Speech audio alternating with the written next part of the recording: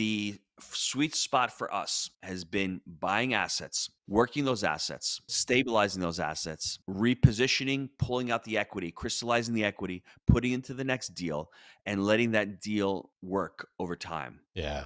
And once you do that, that cash flow snowball begins to become serious, become real. Are you ready to transform your life? This is a no-nonsense show helping immigrants like you create generational wealth, even while working full-time. Get ready to take notes. Here's your host, Saket Jain.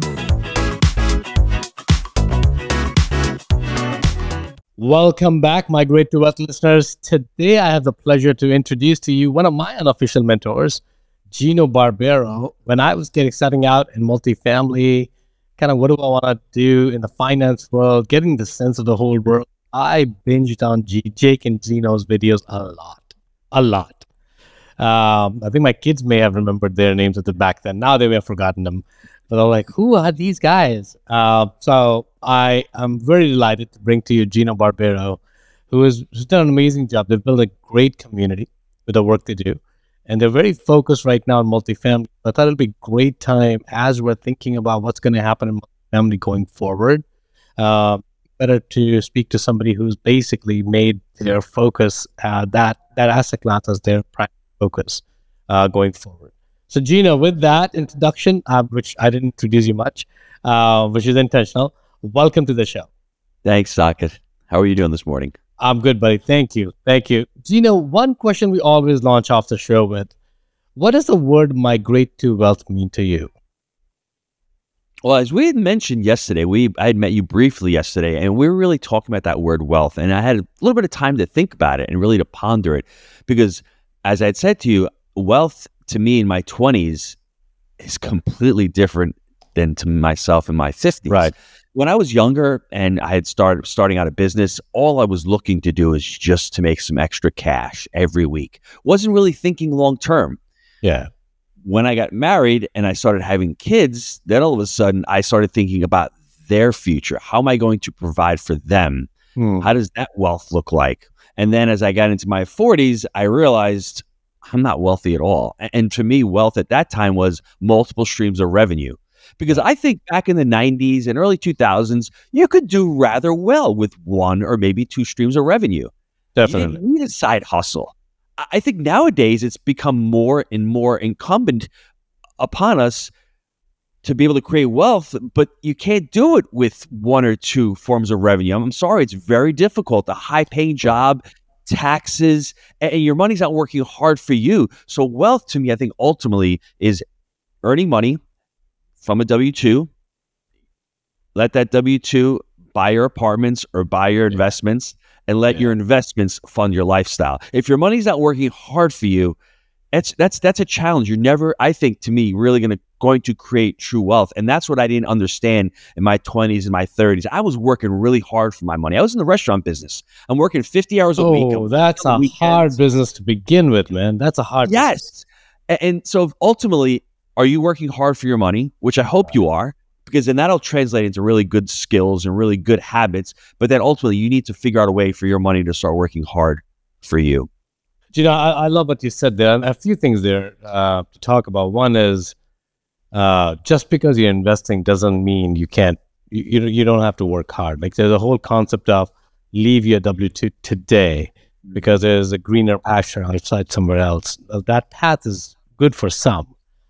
In my own personal journey, it's not for everyone because business is not easy either. You're going to be working hard there as well, right? So you have to leave for the right reasons. As long as the reason is right, the leaving is fine. But what I really loved about what you said was make a lot of money, but don't just spend it on liabilities.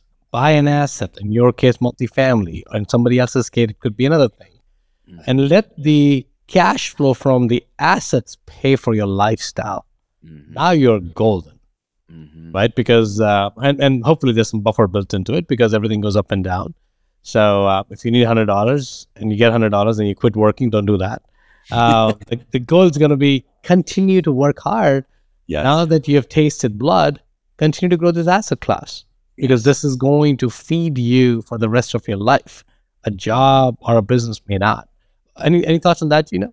Yes, Saket. I think when I understood the difference between the middle class mindset and the wealthy mindset, everything changed for me.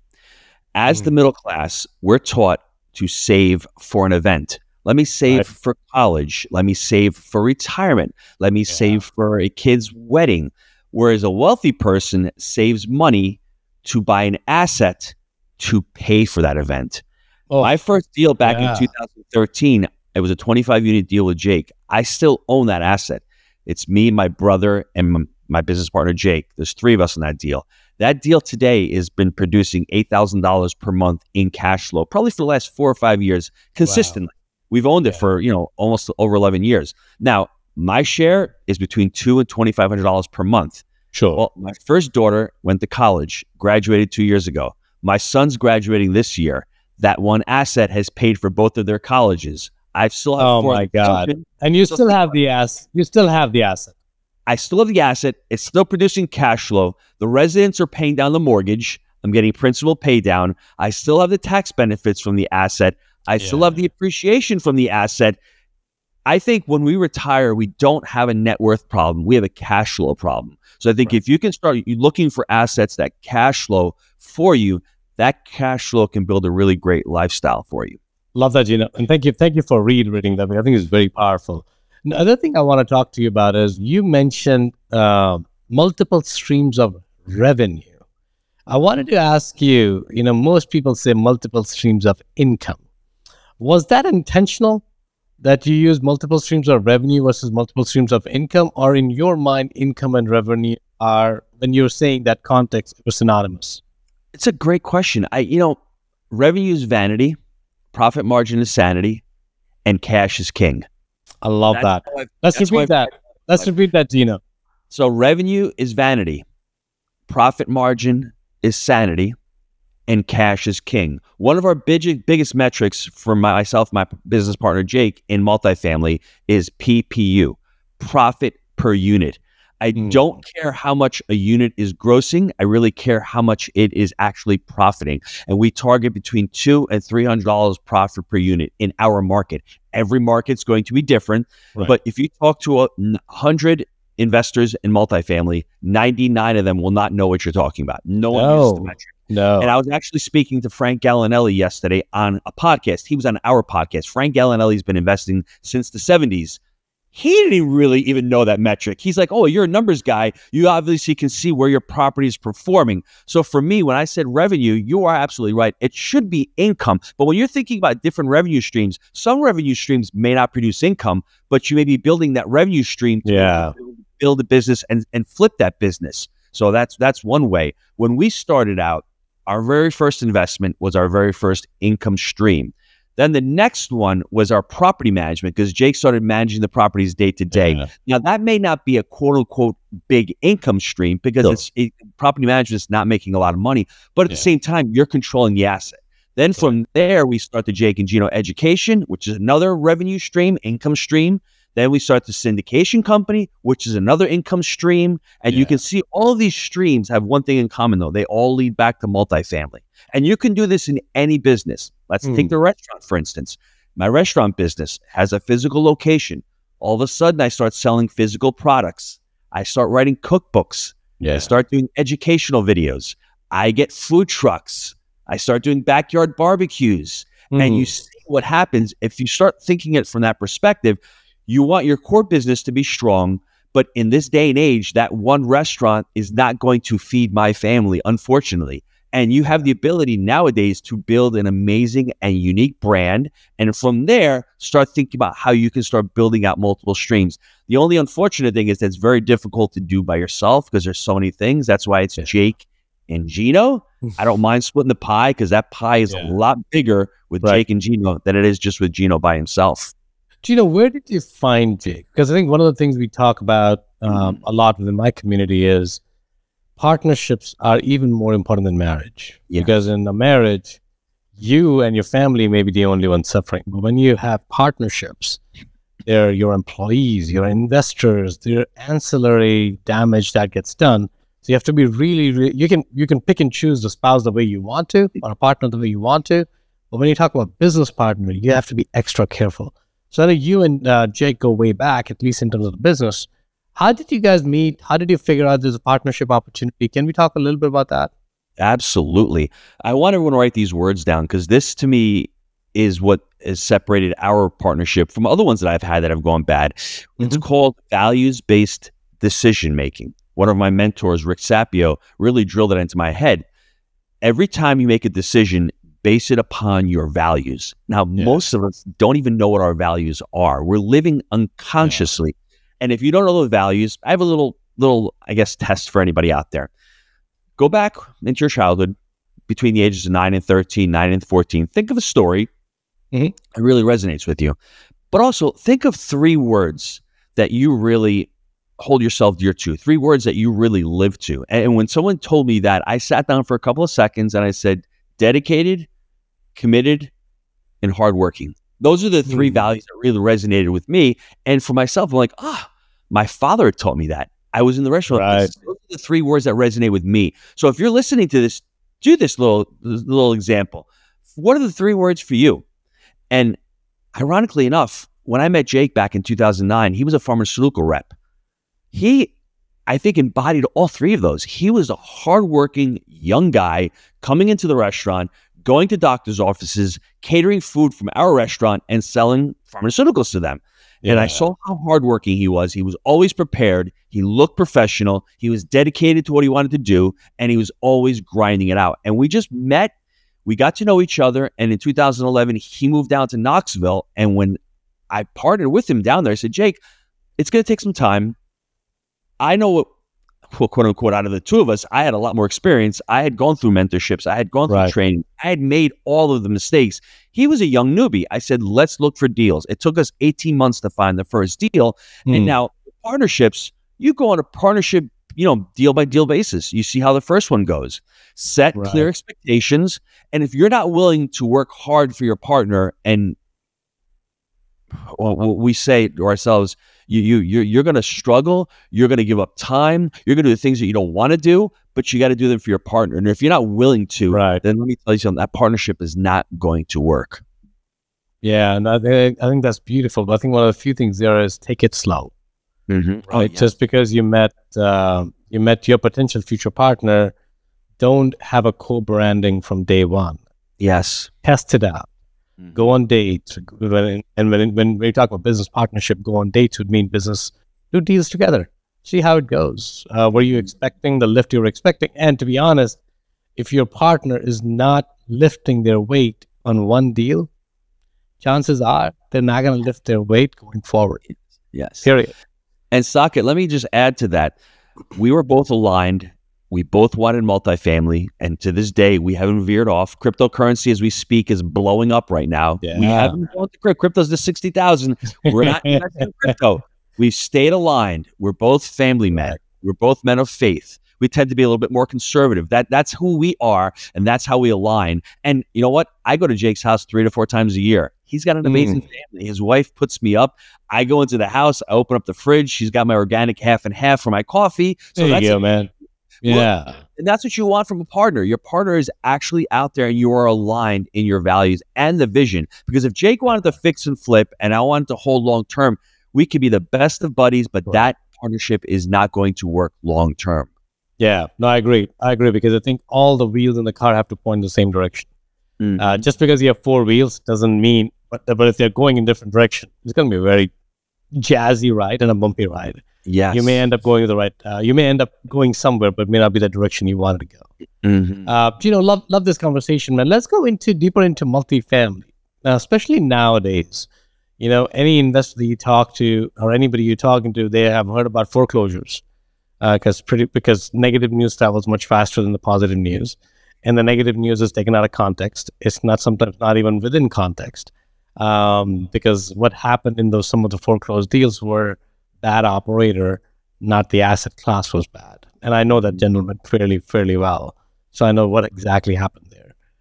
So when you're looking forward, especially as you're working in your coaching programs, your education business, and your own purchases and everything else, how are you looking at the projection for multifamily? Is it good time? Is it going to go down? And I know you don't have a crystal ball, and I don't expect you to have a crystal ball. We're asking for your opinion. So one thing I've seen, Saka, in the last 15 years that's changed since I started, I think there are a lot more people in the business than there were. Yeah. Because like I said, more people need a side hustle, and they see multifamily as that vehicle that has all these amazing benefits. Yeah. Unfortunately for them, I had life before Jake where I made all of my mistakes, and then I had life after Jake. And the difference between the two was I didn't have the map or the process, which we call buy right, manage right, and finance right. We call that the wheelbarrow profit strategy. The two back legs of that wheelbarrow are buy right and finance right. They're fixed. If they're not fixed and one of them is bad, like operators not buying the property or overpaying, or what we've seen in the last 2 to 3 years, bridge debt. Short-term debt that's at a low interest rate that all of a sudden 2 years expires, so that finance right leg comes out and the wheelbarrow will tip off. And the most important one, in my opinion, is the manage right, the wheel of the wheelbarrow. Operators got in, they didn't have a lot of experience. They thought of it as passive, when in reality, it can be passive, but there still has to be somebody at the wheel. Jake always jokes around by saying, hey, you have a kid, you need to raise the child. Business and investing in real estate is the same way. True. Very true. And what I don't like about what we've seen in the last 3 or 4 years in the space, and this is just because of function of the market cycle and low interest rates, we've had a lot of speculation. And it's okay. It's like people come in, they buy an asset, and they don't look for projected cash flow because they're going to sell the asset in the next 18 months. Well, that train is stopped. And now people only have one tool in the toolbox, which is the tool of syndication to raise money. They don't know how to operate deals. They don't know how to joint venture. They don't know how to use creative financing. They're what we call a one-trick pony. So for me, going forward, to answer your question, I think it's an amazing asset because it's a basic human need. It's food, clothing, and apartments. There is some resiliency in the market, in the cycle, because people always need a place to live. Now, shorter term, rents may drop, but if you're looking at demographics, there's not a lot of single-family homes out there for sale. It's still cheaper to rent than it is to buy a home. And that's undeniable. And if you're a 31-year-old, are you buying a home for $400,000, or are you going to go rent an apartment for $1,800? Because next year you may have to relocate, or you may just want to leave somewhere. So, family formation is getting pushed out later. We have baby boomers that are selling and wanting to rent. So for us, longer term, if you're in the right markets, where I would say being in the Southeast, being where there's population growth, being where there's job growth, long term, I think it's an amazing asset class. So, Gino, how do you finance right? So, a buy right, I think I'm assuming it's really about making sure you have the right criteria to buy it, right? Hey, music to my ears. No one ever talks about that. When I was at an event last year, at a Dan Hanford event with hundreds of high-level syndicators, I said, anybody out there have a buy right criteria? It was like deer in the headlights. They didn't know what we were talking about. Can you tell me the asset class? The vintage, is it brick, median income, number of units, amenities? Let's get really townhomes, 2 bedrooms. And that's really important, the buy right. But when you're talking right now, finance right, it's been very challenging because over the last 2 years, prices have gone up. What people are buying on stabilized deals, Fannie and Freddie, you can't get that type of debt because the prices just skyrocketed. Correct. And part of the problem was there's 2 ways you really go bankrupt in real estate. To me, this is the 2 biggest ways. You either run out of capital, which people are doing because their capex budgets are underfunded, or you run out of time. And that's what's going on with bridge financing. If you put yourself under time constraints, there's a lot of risk. Because listen, I don't even blame them for it, because when you're going through COVID and it's taking you 6 months to find windows and it's taking you time, not enough labor, you're under the gun. So for us, we've used something called loan to cost. We've used credit unions and community banks where terms are longer. Now, the downside is it's recourse debt, whereas this bridge financing was non-recourse. But I would sign personally guarantees on the bridge debt and on the loan to cost, and just not involve my LPs. I would do that instead of getting that bridge financing, because bridge financing, there's so many caveats to it. It's so expensive, and it can be like I said, after 24 months, all of a sudden rates went from 3.5% to 8%, 9%, and your debt coverage ratio is not done because you thought rents were going to continue to rise at 10 or 15%, where all of a sudden they've completely slowed down. So when you're looking at financing, right, you need to understand what your exit strategy is, because a lot of these operators came in there wanting to value add and wanting to flip these assets. And to me, doing all that work, putting all that effort in to get a paycheck, which is nothing wrong with it, but I think there's too much work involved in that just to flip a deal. No, I agree, Gino. So I think few things there, Gino. Let's go deeper into that. So, model for a syndicator is very simple. A syndicator, especially if you're raising capital, I would say 95 to 99% of the syndicators are following this model. They are driven to return the money to with hopefully increased money to the investors in the shortest amount possible, so that they can rinse and repeat that model. Yes, right? That's that. Excuse me. That's just the model is. So their whole time were 2 to 5 years. Now it's 5 to 7 years, because 3 to 5 was not realistic, because everyone was. I mean, I was at a Grant Cardone event, and I remember him saying that. That voice has stayed in my head. That don't worry about buying right. The time will heal all the mistakes. I'm like, oh my God. And I'm not saying Grant was right or Grant was wrong. That's just not. That didn't seem there's a lot of longevity in that, right? Because if you're hoping for a mistake to be fixed by time, to your point, you may run out of time. That's a wish. If you hold it long enough, you're right. Yeah. If you hold for 20, 30, 40 years, time will cover all your mistakes. Yes. But you have to be able to hold it for that long, right? Yes. So when you're going forward now, as you said that in your case, you're also a syndicator. When you raise capital, how do you tell people that we're going to be potentially holding the asset longer because we want to reap the benefits on a long term rather than flipping it within 3 to 5 years? Or are you keeping them different?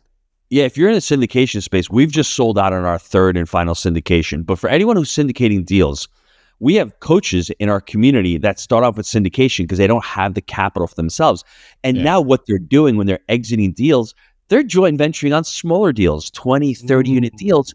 And it's like, dude, I own this asset with 1 or 2 other people. The equity is all mine. They're doing both. There's nothing wrong with doing both. But if you're in the syndication space, maybe you consider to yourself, and I understand why they do that, because the fees and the IRR for the general partners are tremendous. They are very alluring.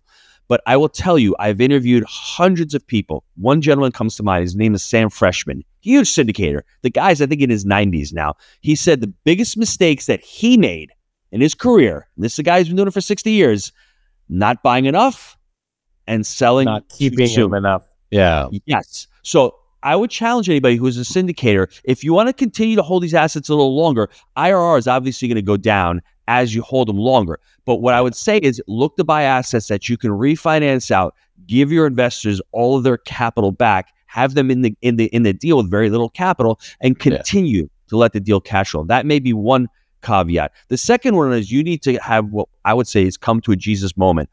Do you want to have investors with that long-term mindset? Some investors don't have it, and it's okay.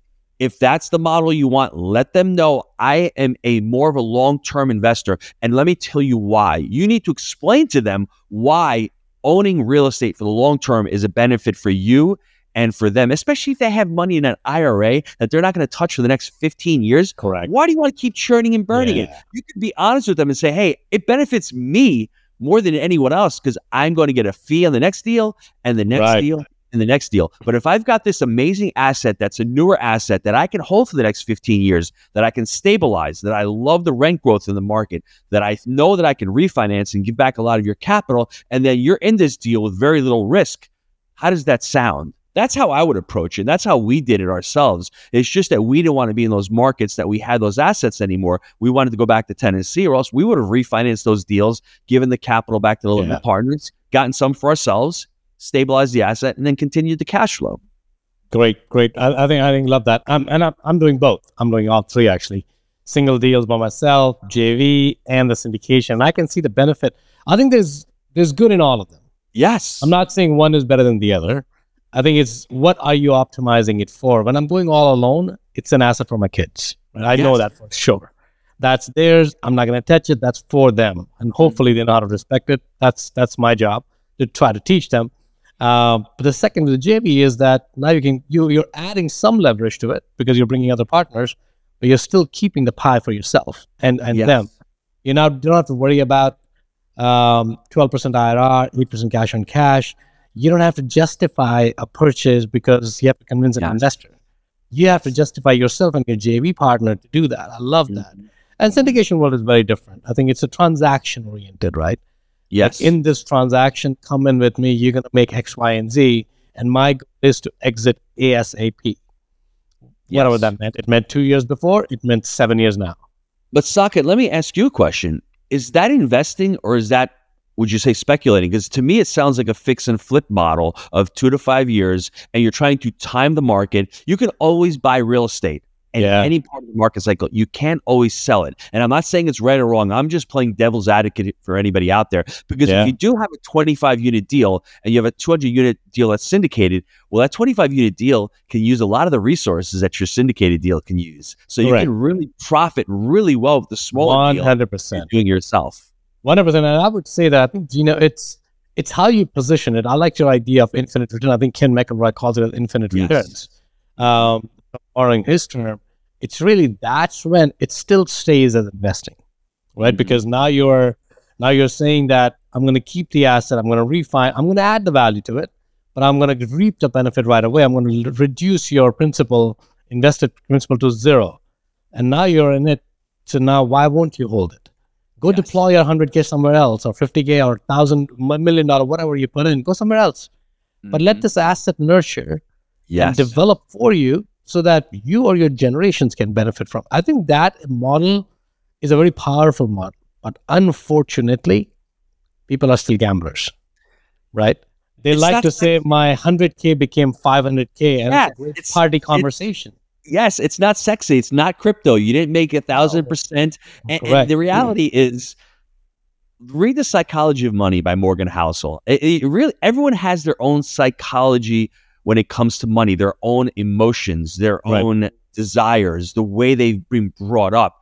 I was a saver. I can save money. I'm really good at it. I don't like spending it on myself. I love spending it on my kids, but I can put money into a deal. I can forget about it for the next 3 years, and then voila, money comes out. And if you can't do that, it's going to be very hard. But I challenge you, why can't you do that? What's holding you back from doing that? You can change it. And I'm here to tell you, if you want to create true long-term generational wealth, you are going to have to start buying assets, holding those assets, letting them matriculate. Look at Amazon. Back in 1998, you bought Amazon for $10. Oh, you sold it for 30. You made whatever, 300%. But how much money did you leave on the table? Right. So, Gino, when you're thinking about these things, there's a fine line between holding too long, and holding not enough, in terms of time. So, how do you make that decision when you said you just got out of your syndication, last syndication, you just sold it? Why not convert it into infinite return model? Did it not work? Did the investors have pressure? We just didn't like the market anymore. We're not really big on Kentucky. We were in the Lexington market. Rents are they're a little soft there. Occupancy rates never go up above 92%. I don't understand it. It's a great market. We were in Louisville as well. We didn't really like that market. We exited that market. It just didn't align with our values. When they start, telling people that they need to take Section 8 housing, that's not for us. Right. Not a knock or for against the market. It's just not in alignment. On top of that, most of our resources are in Tennessee. We're vertically integrated, so we're very efficient there. But to answer it specifically, we've sold 8-unit deals where we're like, you know what, we can take all the equity. It's not really worth refinancing this property because if we put too much debt, it's not going to cash flow. Let's pull all that money out and go repurpose into another asset. I think the other way you can look at it is if a deal becomes functionally obsolescent. We've sold a couple of units, a couple of properties that had that central area. They had those units in the window. So the tenant base is a little bit different. Or if an area starts to decrease in value, median income starts to drop. Those are things we need to look at. Or if the asset's just getting too expensive to maintain, let's fix it up and let's sell it and repurpose it. There's always reasons to sell. I don't want everyone to be here saying, I'm going to buy real estate and hold it forever. Correct. Sometimes in part of the market cycle, when you can get an amazing price for your asset and you can exit it, you exit that asset, you put the money aside. Wait till the market cycle comes back down, as we're witnessing right now. Cash is not trash, Grant Cardone. Cash is key. If you got some cash in the sidelines, you can jump on these opportunities right now. Definitely, Gino. Gino, which markets are you in right now? Where in Tennessee are you? We are in the eastern part of Tennessee. So we're in Knoxville. We love Johnson City. We'd love to buy deals in Chattanooga. We want to be within 3 hours of the Knoxville, Tennessee market. So we're looking even into parts of North Carolina, parts of Alabama. Alabama's an interesting market. Huntsville, and that market has just been on fire. Huntsville, I think, because of the was the FBI quarter there? I can't remember which. It's white collar. I mean, they have so many white collar jobs there, so many government jobs there. It's amazing. Like, you would not know unless you're in real estate. But unfortunately, all real estate investors know that asset prices are not cheap there. Correct. So when you are looking into a market, what is your buying criteria? For us, buying criteria, I'll take Knoxville as an example. We got very fortunate that Jake moved to Knoxville, Tennessee in 2011. Believe it or not, it was the fourth city out of the Great Recession, fourth city out of it. So it was one of those that was emerging. There was a path to progress. We like the fact, as far as buying criteria, that it is landlord friendly. It's not hard to evict a resident, whereas opposed in New York and California, it takes a lot longer. And you're selling time. In multifamily, if it takes you 6 months to get a resident out, you've lost 6 months of revenue. So we don't want to have that obstacle. Jobs coming in. There's a plethora of jobs in Knoxville. So you have the University of Knoxville, University of Tennessee, which is a huge employer. And then you have Rubbermaid, you have Densco, you have a lot of manufacturing. I think one of the gun manufacturers moved down there. Sturm Ruger moved down. Okay. So there's a lot of jobs. So you want a diversity of jobs as well. You don't want to be in this market like Rochester that had Kodak, or even Cleveland, like the Cleveland Clinic that has one major employer. If they decide to pull out, or if you ever get a great recession, they're going to be hurt. Population growth would be great. Let's get some type of population growth. Also, I would say the affordability of the market. You look at a market like Omaha, Nebraska. Most people will be like, Omaha, to me, is one of my favorite markets. Stable, 1% plus population growth. The affordability to actually rent there is amazing. Great jobs. It's in the middle of the country. Nice people. I love that market. Check that market out. And it's one of those that's sort of under the radar. Tulsa is another market just like that, where they want to incentivize people to come. They're business friendly. They're landlord friendly. These are things that I look at when I'm looking into investing in a market. Love that. And do you need to have a local presence when you invest? Because I think part of that problem, that's the biggest problem that people will have. That, well, I live in DC, while Knoxville is a flight away, but if something happens there, I don't have people there and all that stuff. How do you think about that? That is a great question. I would answer it by saying that I started my investing journey back in 2008 by buying duplexes in Rochester, New York, and I was living in Westchester, New York. I was living an hour plane ride. And I found it challenging, but what I liked about it was if you can hire a third-party property management and you can understand how to work with them. My problem with that market was I just didn't like the market. It was a lot of Section 8. It was very expensive tax-wise, and I didn't see growth in that market. So I said, you know what? When Jake moved down, he was my boots on the ground, in effect. That's when we partnered. He brought me value from that perspective, and I brought him value from the knowledge and from my balance sheet as well. So if you're going to start out, try to find somebody with boots on the ground. And if you want to go within an hour plane ride, if you're in DC and you want to fly into Knoxville, it's a 45-minute flight. Just make sure you understand how to work with third-party property management. Understand that you may have to go there once a month or once every 2 months, especially in the beginning. It's not doable, as we like to say, but it's more challenging, especially when you're first starting out. But that's why when you join these groups and these communities like Jake and Gino and others, there are people who are boots on the ground. There are people who are operators. There are people who are capital raisers. That's the power of these communities, where you can get together and find who you're aligned with, because it is challenging in California to invest in California. It's very difficult. If you can't find anything. If you have a significant amount of capital and you're looking for capital appreciation, that's a great market. But I mean, if you don't have a ton of capital and you're looking for cash flow, it's challenging to invest in that market. No, I love that, Gino. So, Gino, are you in Tennessee as well, or are you still in Rochester? I actually moved from New York 7 years ago. I'm living in St. Augustine, Florida right now. And when I moved, Saket, that was the idea.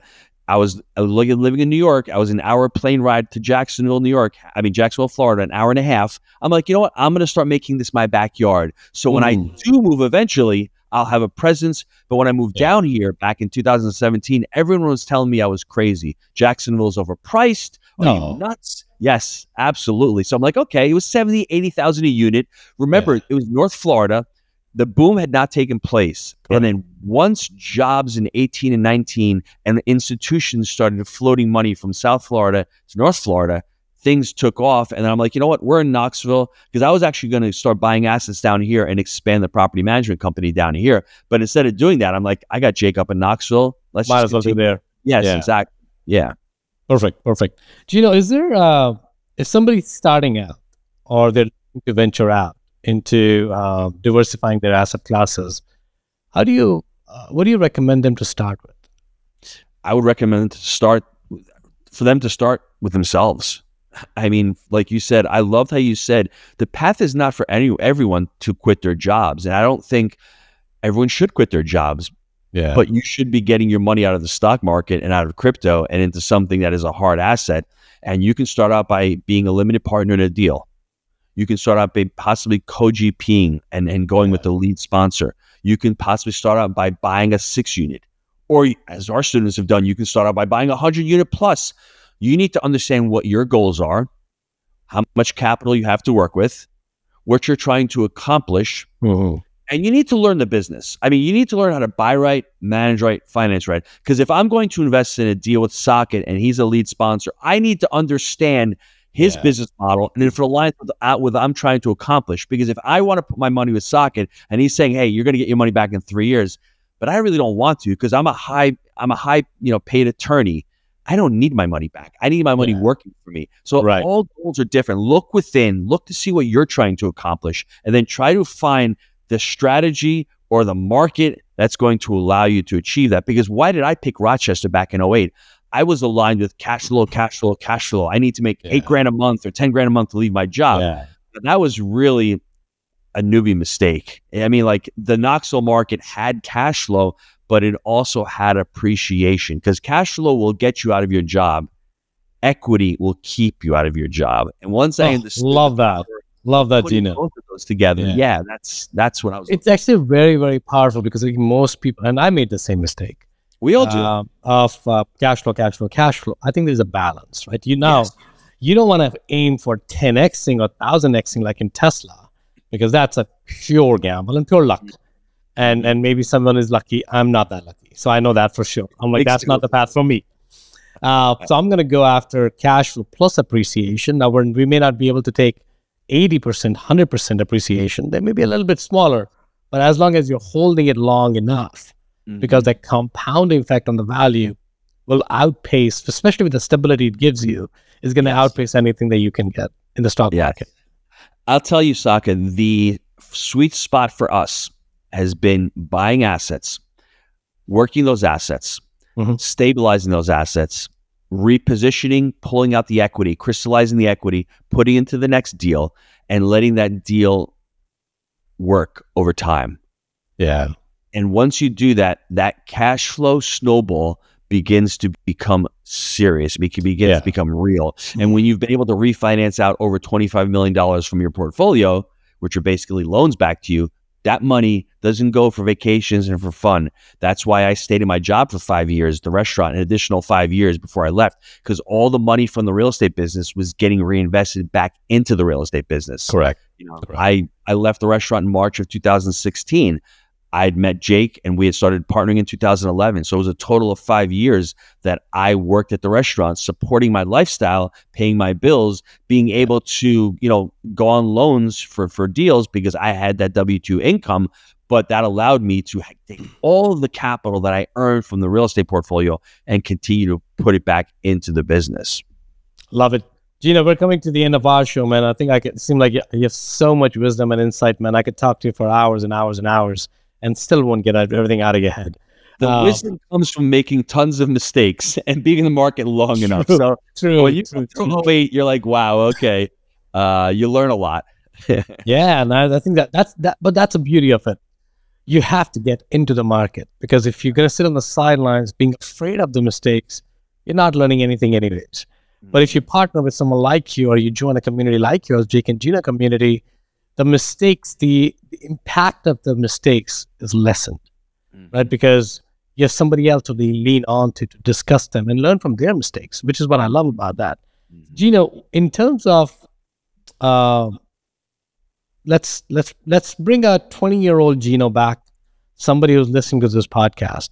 What's one insight you can share from that with that person that can positively impact their life? If I'm going to speak to a 20-year-old, if I'm speaking to my 20-year-old self, I sort of don't want to change anything because I completely agree. My dad, I met my wife at the restaurant. I mean, it was just part of me. It was my identity. I loved it. What I would have changed differently would have been my spending habits. Did I need the big, beautiful house? Did I make those silly and foolish mistakes with a gentleman named Maserati Mike, where I put my money into a deal and I didn't understand the business? I think that's where I would have gone on. And I would just tell everybody to try to defer your gratification. Whatever money you can afford to put aside, put that money aside, work on your personal development, get a life coach or go into therapy, learn about yourself, learn about what your gifts and your passions and your talents are, and work towards those. I think if I had done that, and instead of not hating the restaurant, but finding my gifts and my passions within that business and being able to become an entrepreneur in that space, but then I wouldn't be talking to you right now and I wouldn't have this amazing portfolio and I wouldn't be in Florida. So that changed. But for those of you who are young out there, understand that working W-2 is great, but there's risks in everything in life. Invest in yourself and start buying other assets that you can start putting money into and investing in those assets. Love that, Gino. Gino, next question, a little bit more abstract. As you think about human interactions that you have had in your past lives, in your life so far, where do you feel there's a gap in humanity right now that humanity could evolve? I mean, the gap in humanity right now is people don't listen to each other. We all want to scream and we all want to be heard. I think if you seek first to understand, then to be understood, that is such a hard thing to do. That means you need to have humility. That means you need to shed the ego. And when you go online and there's so much cynicism and there's so much hatred online, that's challenging. It's tough out there, but you don't know where that person's coming from. What's the quote that I always like to use? People, it comes to the point of when you're listening to someone say something about you, are they saying it about you or is it a reflection of how they're feeling? Definitely. And then ultimately, how do you take it? Because if I'm going to get off this podcast and my wife makes a comment, I'm in a good mood right now. I may take it differently than as if I just lost $300,000. So having the awareness and the understanding is so important. But like I said, as a leader and as an influencer, you have to gather all of the information and the intel to make an educated decision. That even comes down to buying a real estate deal. Don't assume that the seller's there just wants to get the highest price. They may want to get out of that deal. They may be burned out. They may have inherited it. Whatever it is, understand what's going on with the other side so that you can make, a calculated or an intelligent response to that.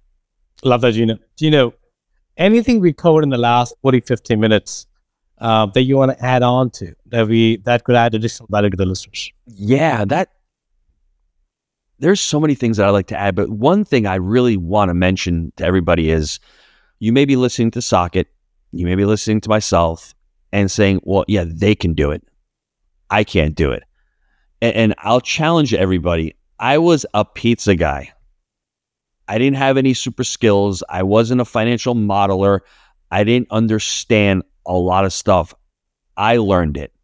I think anybody can learn the business. And that's why, to me, the power of the Jake and Gino community is unparalleled. All these communities, you see students doing deals, real people doing real deals. And you may say to yourself, well, I'm sitting at home all by myself, watching these YouTube videos. I'm educating myself.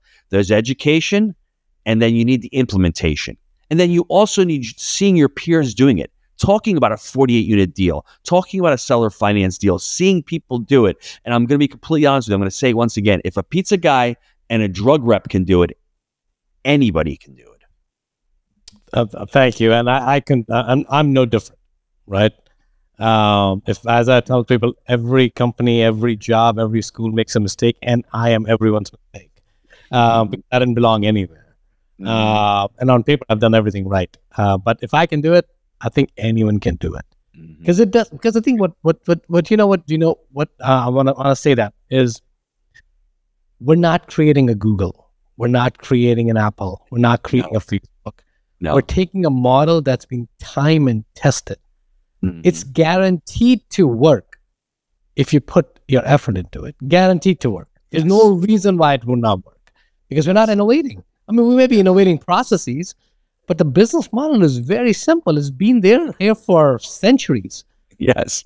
Right? So why would we think we're not smart or why we can't do it? I think it's just that you were saying that we come with a limited, with our own baggages. Understanding yourself is very important in that, but the community is way important. Yes. Perfect. I agree. Gino, where can people find more about you, learn more about you, maybe get connected with you, your community? Just go to jakeandgino.com. The website has podcasts, it has our books, it has all the information on there for you to be able to start taking the journey and become curious. Don't be the average person that says apartments, that's only for rich people. Start diving into it. If you're already in the single family space, if you're already a small business owner, you're already in that mindset of becoming a multifamily entrepreneur. That's what becoming and investing in real estate is. It's becoming an entrepreneur. If you look at it from that perspective of not just accumulating a few buildings, but looking at it from systems and processes and really becoming an investor, everything will change for you. Love it. Gino, thank you again for being on the show, buddy. Really appreciate it. I really enjoyed it. I love these podcasts because you don't know how 40, 50 minutes fly away. They really do. So thank you. Appreciate it. Having me on. Thank you. Thank you. Hold on one second, Gina. If you got value from this episode, you might consider sharing this content with a friend. But most importantly, be sure to take action on what you've learned. One way you can take the next step is to connect directly with Socket on an investor call. That link is waiting for you in the show notes below.